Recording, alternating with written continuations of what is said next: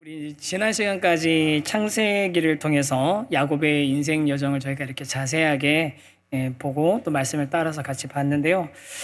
그러면서 이제 야곱의 인생에 있어서는 제일 클라이막스에 해당되는 부분을 봤습니다. 야복강에서 하나님과 씨름을 하고 거기서 하나님께서 그의 이름을 이스라엘로 바꿔주시는, 그래서 그 자리가 야곱이 가지고 있는 관계의 세 축, 자기 자신과의 관계, 하나님과의 관계, 그리고 이웃과의 관계가 회복되는 그런 자리였다라고 이렇게 말씀을 드렸습니다.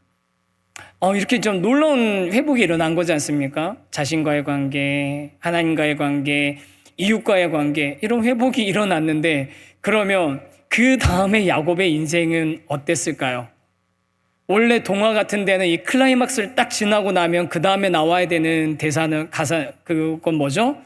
그래서 행복하게 오래오래 살았더라. 행복하게 살았더래요. 영어로 happily ever after. 그런 거지 않습니까? 그런데 야곱의 인생은 그렇지 않은 거예요. 그냥 행복하게 끝났어야 될 것 같은데, 그의 이름이 이스라엘로 바뀌고 다 좋아진 것 같은데, 여전히 야곱의 인생에는 고통도 있고 혼란도 있고 문제들이 남아있는 겁니다. 자기가 제일 사랑하는 아내가 죽게 됩니다. 출산하다가 죽고, 딸 디나가 성폭력을 당하고, 사랑하는 요셉이 죽는 거예요. 야곱의 입장에서는 죽었잖아요. 형들이 이제 그 아들들이 죽었다라고 속였으니까 죽고, 또 아들들한테 속임 당하고, 나중에 아들 찾아가지고 기쁘긴 했지만 나이 많아가지고 외국으로 이민까지 갔잖아요. 살아내야 되는 삶의 무게가 이전이나 이후나 별로 달라진 것 같지 않고, 아니요, 오히려 더 점점 심각한 문제들이 그의 인생에 드러나는 것처럼 보이기도 합니다. 그래서 오죽하면 야곱이 애굽으로 이주해 가가지고 바로 왕 앞에 섰을 때 자신의 인생을 어떻게 표현합니까? 제 인생 원래 야복강 전까지는 엄청 힘들었는데, 우리 간증은 원래 그런 거잖아요. 엄청 힘들었는데 거기서 하나님 만나고 나서 제 인생 바뀌었어요. 그때부터 내 인생 좋아졌습니다. 그래야 되는데 아니에요. 야곱은 뭐라고 하냐면 험악한 세월이었습니다. 이 긴 인생 험악한 세월이었습니다. 그렇게 얘기하는 거예요. 아니, 도대체 이게 어떻게 된 겁니까, 성도 여러분? 관계의 세 축 회복되면 된다면서요. 그래야 된다면서요. 그럼 회복되고 나면 그 다음에 뭔가 바뀌어야죠. 좋아져야죠. 우리가 기대하는 것 다 그거 아닙니까? 신앙생활 열심히 하고 봉사하고 특세 나오고 기도하고 은혜 받고, 그러면 하나님이 그 다음에는 내 인생 손바닥 뒤집듯이 바꿔주셔야 될 것 같은데, 그런데 성경에 있는 이야기를 보니까 안 바뀌더라는 거예요. 안 바뀌어요. 도대체 뭐가 문제일까요? 그래서 오늘은 우리가 여태까지 야곱의 인생, 한 사람의 인생을 이렇게 자세하게 들여다봤는데, 그런데 오늘은 좀 시야를 좀 확 넓혀가지고 야곱 한 사람의 인생이 아니라 이스라엘 민족이라는 큰 민족 안에 있었던 역사적인 이야기를 좀 보면서, 그 가운데서 하나님의 백성인 우리들이 도대체 우리 삶 가운데 있는 이런 어려움들, 계속 반복되면, 아니 점점 심해지는 같은 이런 고난들을 어떻게 이해하고 받아들여야 되는지, 그리고 그것을 통해서 하나님께서 저와 여러분에게 바라시는 것은 무엇인지 한번 좀 생각해 보려고 하거든요. 그래서 우리 첫 번째 주제가 이겁니다. 한번 같이 한번 읽어보겠습니다. 시작. 야곱의 이야기는 이스라엘의 이야기. 야곱의 이야기는 이스라엘의 이야기라는 거예요. 야곱이 창세기에서 중요한 인물이거든요. 창세기 여러 중요한 인물들이 나오죠. 아브라함도 나오고 이삭도 나오고 야곱도 나오고 요셉도 나오는데, 누가 저한테 창세기의 가장 핵심 인물이 누구냐라고 저한테 물어본다면 저는 야곱일 거라고 얘기할 겁니다. 왜냐하면 야곱의 개인의 인생 여정이요, 그 인생 여정을 전체를 한번 한 걸음만 뒤에서 보면 그 인생 여정이 마치 뭐와 비슷하게 겹치냐면 이스라엘 민족 전체의 수백 년의 역사와 겹치기 때문이에요. 수백 년의 역사가 겹칩니다. 그걸 우리가 성경을 보면서 좀 파악할 수 있어야 되거든요. 여러분 이제 성경 이게 조금 뭐 이렇게 곁다리 얘기지만 여러분 성경을 우리가 잘 읽으려면 성경에 있는 내용을 잘 받아들이려면 기본적으로 두 가지가 좀 필요합니다. 그게 뭐냐면 첫 번째는 뭐냐면 성경이 사람에게 사람의 언어로 주신 거잖아요. 전에도 제가 강조한 건데 여러분 성경 어렵다 하지만 사람에게 사람의 언어, 인간에게 인간의 언어로 주신 거기 때문에 이 성경을 제대로 이해하려면 기본적으로 뭐냐면 이 성경이 쓰여져 있는 단어, 문장의 의미를 잘 해석하는 그게 필요합니다. 그게 제일 기본이에요. 그래서 저는 성경 읽으실 때 띄어 읽기만 잘 읽어도 성경의 의미를 훨씬 더 잘 이해할 수 있다고 생각하거든요. 그래서 저 의식적으로 설교 준비할 때나 성경 읽을 때 이렇게 펜으로 이렇게 단어들을 이렇게 그어가면서 문장을 그어가면서 저는 읽습니다. 그리고 이렇게 같이 읽을 때도 저는 될 수 있으면 문장 단위로 끊어가지고 읽으려고 잠깐 틈 주는 거 아시는 분들은 계실 거예요. 그렇게만 해도 저희가 성경의 내용을 상당히 많이 제대로 이해할 수 있습니다. 있는 그대로 언어의 의미를 가지고서 이해를 하는 거죠. 그 다음에 필요한 게 하나 있습니다. 언어를 있는 그대로 받아들인다 하더라도 이해가 안 되는 부분이 있는데 그게 뭐냐면 이 성경이 쓰여진 시기와 문화와 역사적인 배경에 대한 이해가 필요하다는 거예요. 왜냐하면요, 이 성경을 기록한 사람, 성경이 기록된 상태에서 하늘에서 떨어진 게 아니라 어떤 시대를 살고 있는 특정한 누군가가 하나님의 계시를 받아서 자기가 경험하고 자기가 배우고 자기가 보고 들었던 것이 훼손되지 않은 상태에서 하나님의 감동으로 그것을 기록했거든요. 그것을 유기적 영감이라고 합니다. 그냥 무슨 혼수 상태에서 받아주는 대로 그냥 타이프 친 게 아니라는 거예요.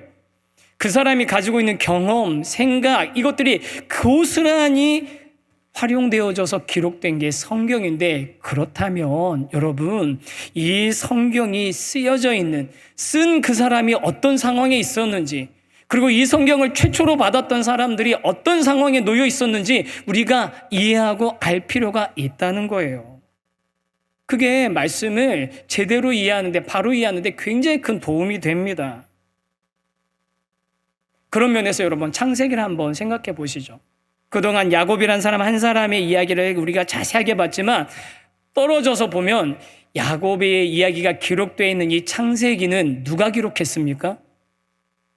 우리가 전통적으로 모세가 기록했다고 합니다. 그래서 모세오경이라고 부르죠. 창세기, 출애굽기, 레위기, 민수기, 신명기까지를 모세오경이라고 합니다. 모세가 기록했습니다. 그러면 모세가 기록했던 상황은 어떤 상황이겠습니까? 출애굽 이후부터 가나안 땅 들어가기 이전까지 40년 그 광야에서 방황하고 있던 그 시기에 이 창세기가 기록이 됐겠죠. 그리고 그럼 한 걸음 더 나아가서 모세가 이걸 기록했다면 최초로 이 창세기를 읽었거나 아니면 창세기 기록된 내용을 들었던 사람들은 어떤 사람이겠습니까? 네, 맞습니다. 출애굽한 이스라엘 백성이겠죠. 그러면 여러분, 우리는 그냥 먼 옛날에 있었던 그 이야기처럼 보이는 아브라함의 이야기, 먼 옛날에 있었던 그 이야기처럼 보이는 이삭, 야곱, 요셉의 이야기가 출애굽하는 이스라엘 백성들에게는 어떻게 받아들여졌을까요? 또 창세기가 처음 시작할 때 태초에 하나님이 천지를 창조하셨다라는 기록이 출애굽한 이스라엘 백성들에게는 어떻게 받아들여졌을까요? 우리를 애굽 땅에서 불러내신 하나님이 그냥 여기저기 있는 여러 신들이 아니라 이 온 우주 만물을 주관하신 유일하신 하나님이시구나. 그 하나님이 우리를 부르셨구나. 그렇게 믿으면서 나갔지 않겠습니까? 그들이 아브라함의 이야기를 들으면서 무슨 생각했겠습니까?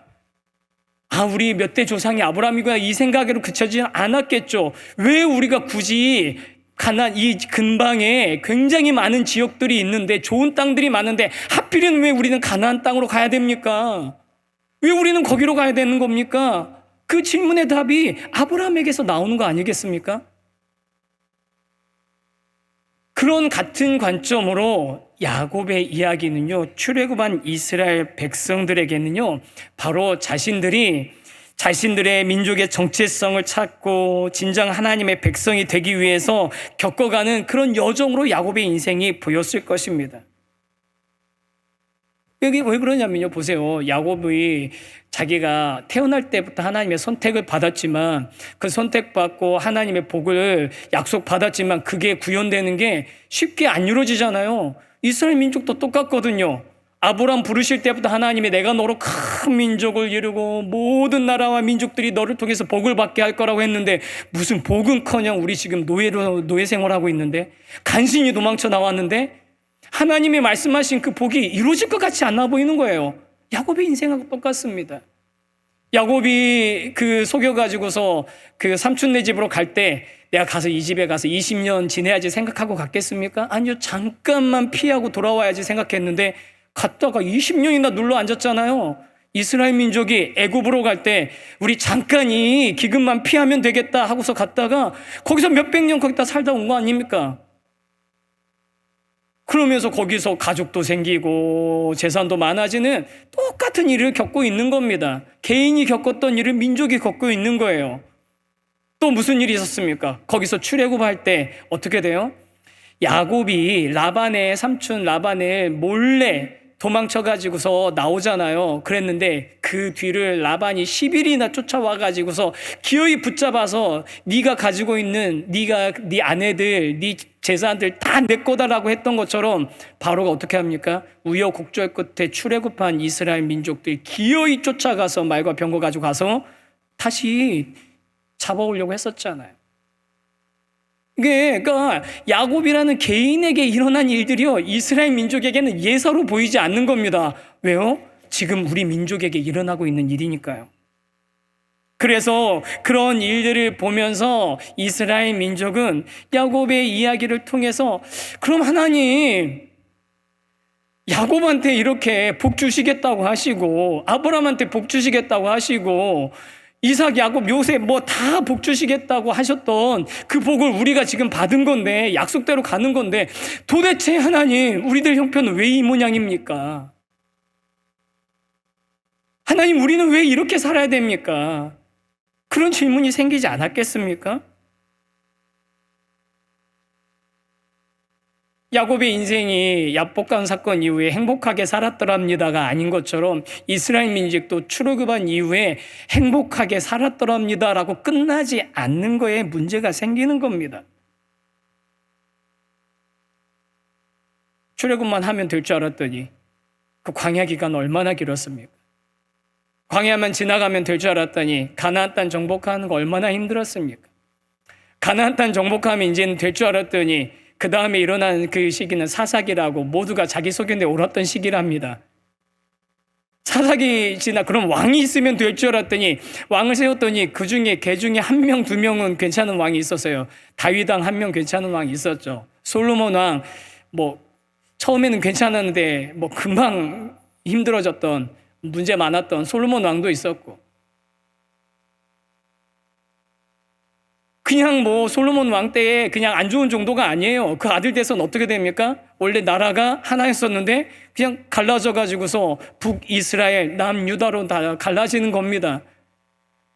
그나마 남유다는 그래도 조금 뭐 히스기야니 요시야니 개혁적인 좋은 왕들이 나오긴 했지만 북이스라엘은 어땠습니까? 아예 담 쌓아놓고 자기들 마음대로 신앙생활하고 자기 마음대로 믿는 그런 이상한 나라가 돼버린 거예요.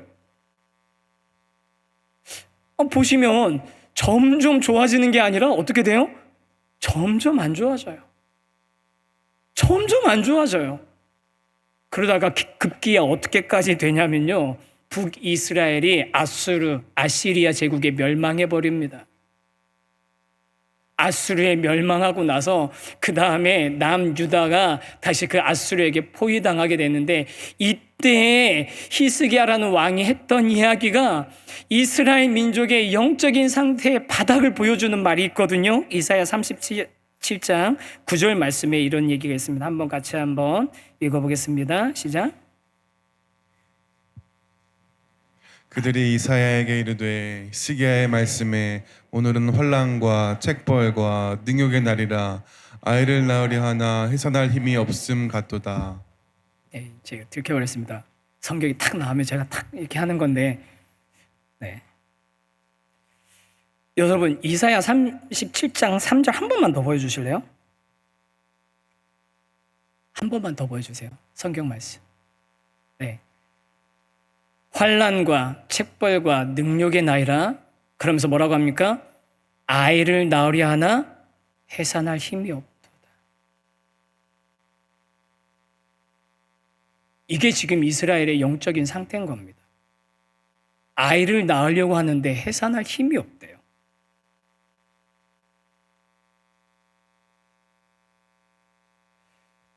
물론 지금 상황적으로는 되게 안 좋은 상황이에요. 유다가. 왜냐하면 그 아수르가 북이스라엘을 이제 점령하고 그다음에 남유다 예루살렘을 이제 포위를 했는데 그때 사네립이라는 아수르의 왕이 랍사게라는 장군, 이름도 어렵죠. 사네립, 랍사게 뭐 해강 그러니까 둘러싸고서 이제 이 예루살렘을 갖다 공략하려고 하는데 너무너무 답답하니까 뭐 괴로워 죽겠는 거죠. 그런데 이 랍사게가 어떻게 하냐면 유대 말로, 히브리 말로, 아람 말로 다 알아들을 수 있는, 백성들이 알아들을 수 있는 말로 막 욕하는 거예요. 야, 니네 애굽이고 어디고 어느 신들 중에서 하나라도 아수르의 신 이긴 신이 있냐? 그 고대의 전쟁은 나라와 나라의 전쟁이 아니라 신과 신의 전쟁이지 않습니까? 어느 신이라도 우리 아수르의 신을 이긴 신이 있더냐? 너네 하나님 여호와도 똑같이 우리한테 대적이 안 되니까 니네 나와서 항복해라. 그럼 용서해 주겠다. 그 얘기를 듣고서 히스기야가 옷을 찢으면서 탄식하면서 지금 우리의 형편이 이런 상태다. 아이를 낳으려 하나 해산할 힘이 없음 같도다. 여러분, 이게 얼마나 괴로운 시간입니까? 아이를 뵀어요. 해산할 때가 됐어요. 아이가 나와야 되는데 그런데 힘이 없어서 아이를 못 낳겠다는 거예요. 더 이상 새로운 생명이 나올 수 있는 가능성이 없다는 거예요. 더 이상 새로운 희망이 나올 수 있는 가능성이 없다는 거예요. 아주 절대적인 무력감, 포기에 표현하고 있는 겁니다. 그런데 간신히 정말 다행히 감사하게도 이 위기는 한번 넘깁니다. 넘기는데요, 여러분, 히스기야가 이걸 하나님이 넘길 수 있게 해주셨는데 어떤 일을 했는지 아세요? 바벨론이란 신흥국에서 사절이 왔는데 그 바벨론 사절한테 너무 좋아가지고 바벨론이 우리 도와주려나 보다, 얘네들 우리 편 대주려나 보다 싶어가지고 자기 나라에 있는 모든 보물들을 다 보여주는 겁니다. 그래서 하나님이 이 유다를 바벨론에게 완전히 넘겨버리십니다. 그게 여러분 이스라엘 민족에게 있어서 가장 큰 두 가지 사건인 출애굽 사건, 또 하나인 바벨론 포로로 끌려가는 사건인 거예요. 이 두 가지 사건이 일어나는 겁니다. 뭔가 하나님의 도우심과 은혜와 긍휼이 때마다 시마다 있었던 거는 같은데, 그런데 영적인 상태는 보세요. 창세기에서부터 시작해서 계속 뭔가 후퇴하고 점점 안 좋아지고 나빠지고 악화되는 그런 모습을 보이는 거죠. 그래서 그런 과정들 쭉 바닥까지 내려온 줄 알았는데, 그러면 포로로 끌려가면 이게 바닥이고 끝인 줄 알았는데 거기가 끝이 아닙니다. 거기서 더 밑에 지하실도 있었던 거예요. 예전에 어려움 겪으시는 성도님들 이렇게 만나보면 정말 진짜 저희 바닥까지 내려왔습니다, 뭐 그렇게 얘기를 하세요. 그럼 막 같이 막 울어드리고 기도해드리고 그랬는데, 또 몇 개월 있다가 다시 만나면 목사님, 저는 거기가 끝인 줄 알았는데 지하실도 있더라고요. 그러시는 분들도 있으셨어요. 정말 이스라엘의 형편이 1층 바닥까지 내려온 정도가 아니라 지하까지 파고 들어가고 있는 거죠. 그런데 그렇게 깊숙이 파고 들어간 그 상황을 배경으로 쓰여진 책이 이사야 선고입니다. 그리고 이 이사야서에는 가장 뜻깊은 절망 가운데 소망을 이야기하고 있거든요. 우리 두 번째 주제 같이 한번 읽어보겠습니다. 시작. 최악의 절망 가운데 찾을 수 있는 유일한 소망. 이사야서는 최악의 절망 가운데서 찾을 수 있는 유일한 소망에 대해서 이야기하고 있습니다.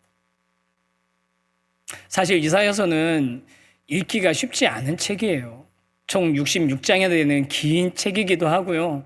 그리고 이사야서 잘 읽어보시면 예언서, 특히 이사야서나 같은 예언서 같은 걸 보시면 이게 도대체 무슨 내용인지 했던 말 또 하는 것 같고 반복되는 것 같은 그런 생각 드시는 경우가 많을 거예요. 그게 왜 그러냐면 이게 문학적인 특징이 있어서 그럽니다. 이거는 산문이 아니라 그냥 내용을 기록해 놓은 산문이 아니라 운문인 겁니다. 시나 노래 같은 거예요. 고대 작품 중에 일리아드나 오디세이 같은 그런 작품하고 비슷한 겁니다. 여러분 혹시 일리아드나 오디세이 제대로 읽어보신 분 계세요? 없으시죠?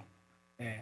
저도 읽어보려고 시도는 해봤지만 항상 첫 번째 장에서 좌절했던 것 같은데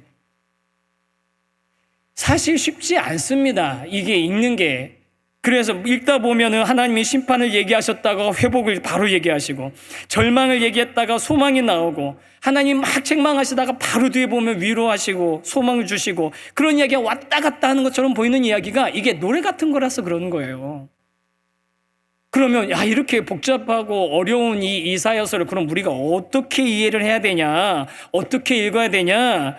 그래서 저희가 이 이사야서가 처음에 말씀드린 것처럼 성경이 쓰여진 배경으로 하고 있는 그 시대를 좀 이해할 필요가 있습니다. 그리고 이사야서는 놀랍게도 총 3개의 시대를 배경으로 하고 있습니다. 그럼 제가 화면에 좀 준비했거든요. 한번 보겠습니다. 첫 번째 파트는 1장에서 39장인데요. 이거는 어디를 배경으로 하냐면 남유다가 멸망하기 전까지의 역사를 배경으로 합니다. 그래서 39장까지의 책망은 돌아오라고 지금이라도 회개하라고 심판이 임박했다고 하는 그런 선언인 겁니다.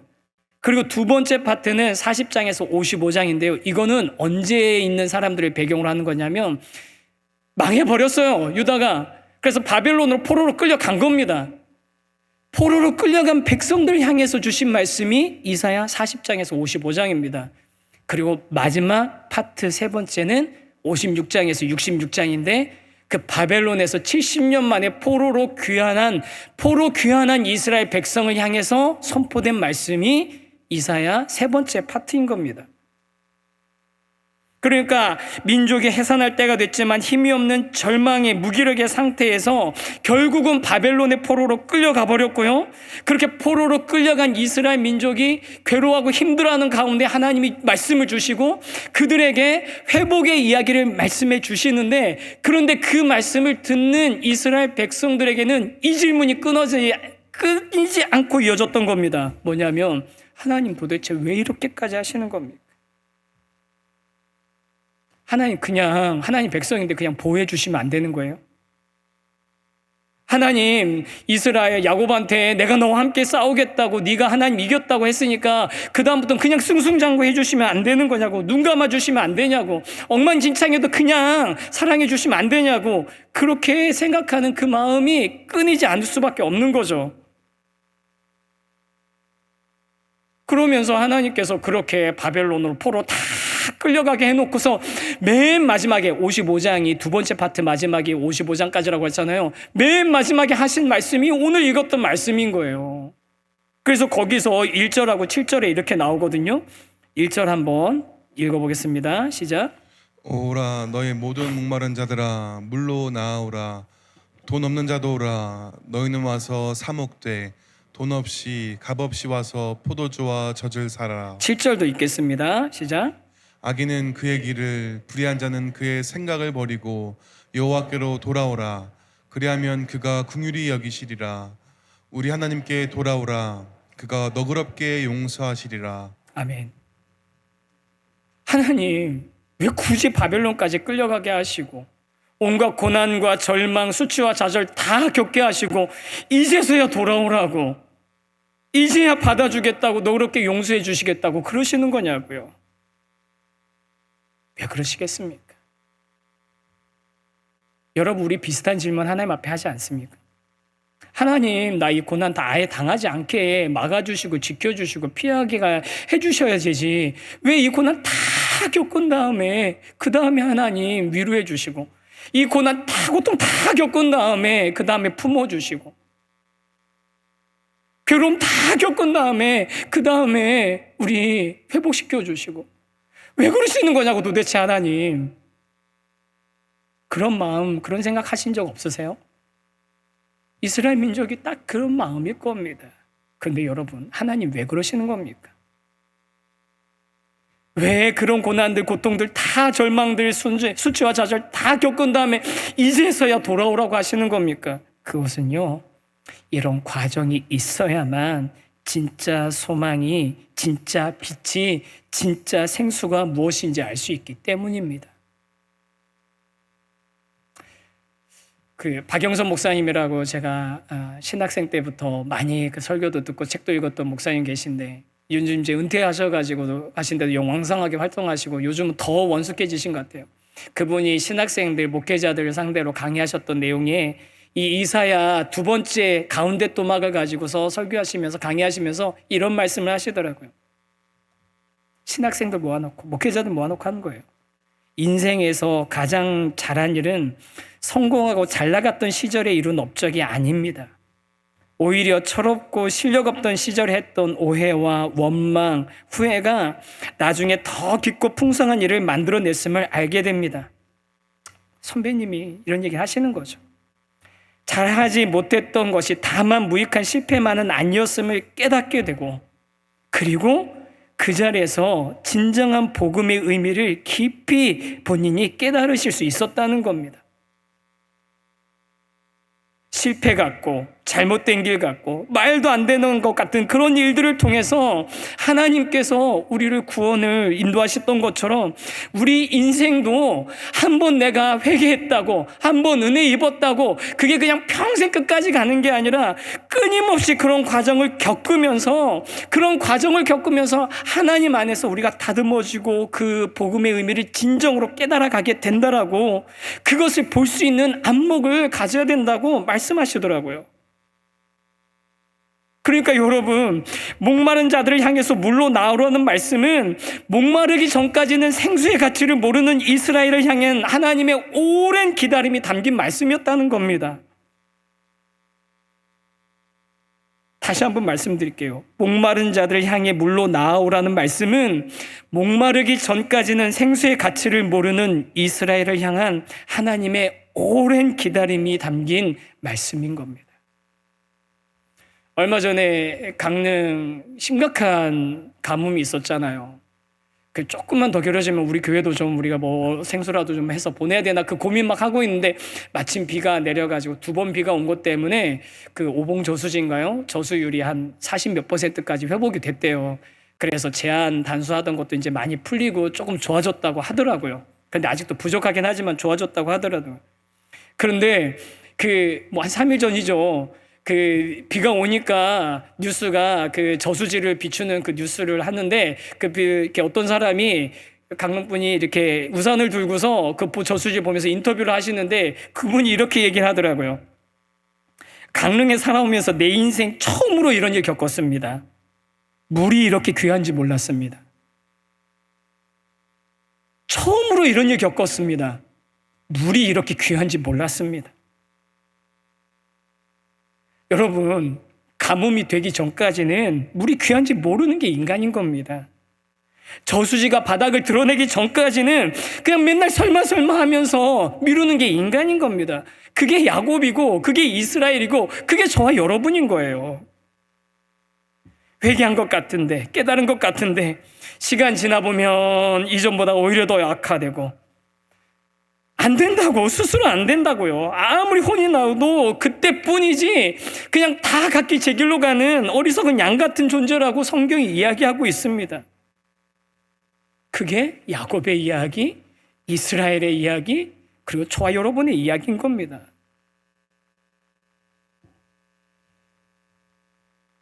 여러분,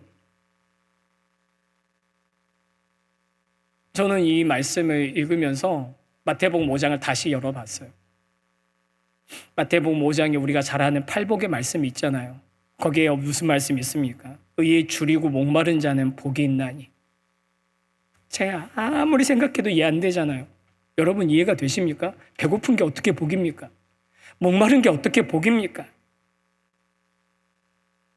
그런데 성경은 그게 진짜 복이 될 수 있다는 겁니다. 그래야 만나의 가치를 알 수 있고, 목말라야 생수의 소중함을 알 수 있게 된다고 말씀하시는 거죠. 여러분, 그 갈증 때문에 참 생수를 발견한 여인의 이야기가 요한복음에 나오는 거죠. 사마리아 성 옆에서 수가성의 그 여인이 인생의 여러 가지 해결할 수 없는 갈증, 갈망을 가지고 우물가에 나와 있던 그 여인이 진정한 생수 되시는 예수님을 만나고 자신의 인생이 정말 해결이 되어지는 것을 경험했던 것처럼 저와 여러분이 진짜 갈증을 느끼지 못하면 그 물이 소중한 줄도 모르고 나아가지도 않는다는 거예요. 우리 이 자리에 계신 사랑하는 귀한 성도 여러분, 어떤 갈급함을 가지고 계십니까? 어떤 배고픔이 있으십니까? 또 어떤 절망이 있고 어떤 좌절이 있으십니까? 그것 때문에 생명의 양식 되시는 말씀을 사모하게 되고 그 목마름 때문에 생수의 근원 되시는 예수님을 사모하게 되시는 일들이 여러분에게 일어나게 되기를 주님의 이름으로 축원합니다. 그렇다면 여러분, 그 목마름은 마태복음 5장이 얘기하는 복이 되는 겁니다. 그리고 여러분, 이제 이 55장 1절, 이제 1절 한 번만 더 보여주시겠어요? 다시 한 번만 읽겠습니다. 시작. 돈 없는 자도 오라. 너희는 와서 사 먹되 돈 없이 값 없이 와서 포도주와 젖을 사라. 여러분, 이 말씀 보세요. 너희 목마른 자들아 물로 나오라. 돈 없는 자도 와라. 너희는 와서 사 먹되 돈 없이 값 없이 와서 포도주와 젖을 사라. 분명히 이상한 말이죠. 뭐가 이상합니까, 여러분? 돈 없는 사람인데 와서 어떻게 하라요? 사 먹으라고 합니다. 아니, 돈 없으면 와서 그냥 먹으라 그래야 되는 거 아니에요? 근데 성경은 분명하게 사 먹으라고 합니다. 이 얘기는 무슨 얘기인 줄 아세요? 돈 없이, 너 돈 없잖아. 그런데 와라. 이거 되게 좋은 건데, 이거 진짜인데, 이거 비싼 건데, 내가 값은 대신 다 치렀으니까 너는 그냥 가져가라. 돈 없이 값 없이 사라는 겁니다. 내가 지불할 능력이 없지만 대신 지불해 주신 분이 계시다는 겁니다.